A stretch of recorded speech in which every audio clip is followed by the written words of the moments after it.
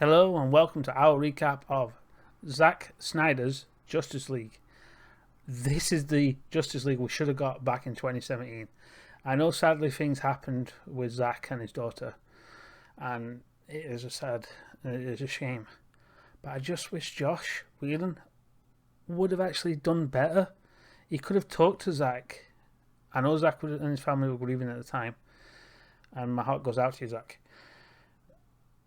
But it just feels like Joss just took the money and ran and made his own cut from what was left. I mean, you can't make Batman do a joke.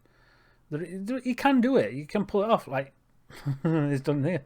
It's done in this one. I don't want to spoil it or ruin it or anything like that. But I want people to watch it before I put my spoiler review up and scenes. This is my first take, my first absorbment of the film, and I enjoyed it. The story was really flushed out.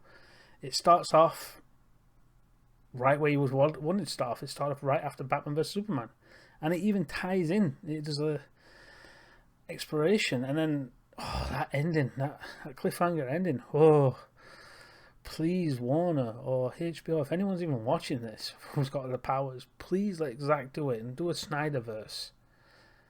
This would be amazing. I mean, it would bring people into HBO if this is what the quality of you can produce. I would love for it to carry on, especially the end scene where you got. There was talks that Deathstroke and Batman were going to square off, and it hints it in this as well. And that was what the Batman film was going to be before everything went bad for Zack because of either breakdowns with Warner and personal family problems. Probably the backlash from the 2017 Justice League, which, to be honest, I'm glad Zack didn't watch it. I know he said back in there he didn't want to watch it, but he praised his friends for being in it. But this is the film he wanted to do, and you can see where some of the CGI effects haven't meshed in well. But for the budget he was given to give a 4-hour film, it is broken up. You can see it goes part 1, part 2, part 3, part 4, part 5, part 6. But it's actually part 7 if you count the prologue. What epilogue is it?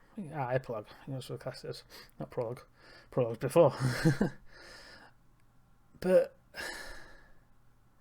if you want a spoiler review, come back in a couple of days and I'll upload one, because I've got to go back through that film. I've got to pick out all these scenes. Some scenes, was okay. I mean, there was an overdone of slow motion, but that's Zack for you. He's known for it. But the film itself, there was none of this Joss Whedon's kind of approach. Let's throw in a bit of comedy here and there. It worked in the Avengers. It worked in Age of Ultron. Well, Age of Ultron could have been better. It works in Buffy, but that's a TV show. I've not seen a film of Buffy, so don't say I'm not seeing that at all. Again, I wasn't interested in Buffy at the time. I know somebody who is, and she's very passionate of it.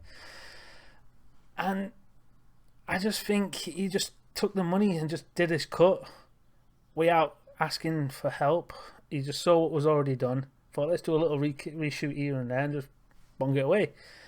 And you can see this in this film. You can see elements from the 2017 films, some of the scenes, and some scenes that you thought might turn up don't even show up. It's it's strange. But there's so much flushed out. I would recommend anybody to go and see this. #Snyder. Snyder's Cut has been released. You got it. And I find it strange how Warner even said there's no superior cut. Well, it's out there now. And this film will push fans to get more. And hopefully people at Warner and HBO will hear this and do the Snyderverse. A Justice League 2. A new Man of Steel. Yeah, Man of Steel 2 with Henry Cavill. We know he hasn't fully up... Sorry. We know he hasn't hung up the cape. There is talks. But I think now that this film's out, and give it a few weeks or so, Warner will say something. And I hope it's decide, right, yeah, we listened to our fans this time. We know what you want. Here we are. They're going straight on HBO Max. Snyder's in the director and producing role.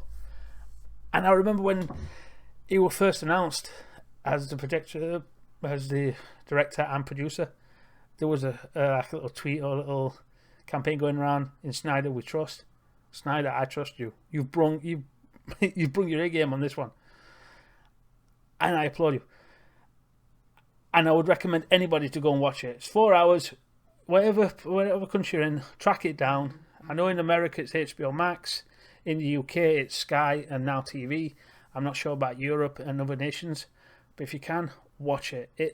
You won't get bored. I sat down and watched every little bit. I got chills. I was smiling. I was enjoying all the scenes. Not one of it I found boring, unlike the 2017 version, which I think now is just going to get sidelined. It's gone. So that's my thoughts.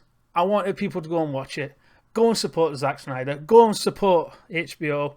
Go support Sky, whatever platform you can. The more people watch this, the more people that are willing to pay for it, the more we'll get like this. Right, this is Richard from Our Recap signing out, and I hope to catch you on my next full-on spoiler of Justice League Snyder Cut. Right, bye for now.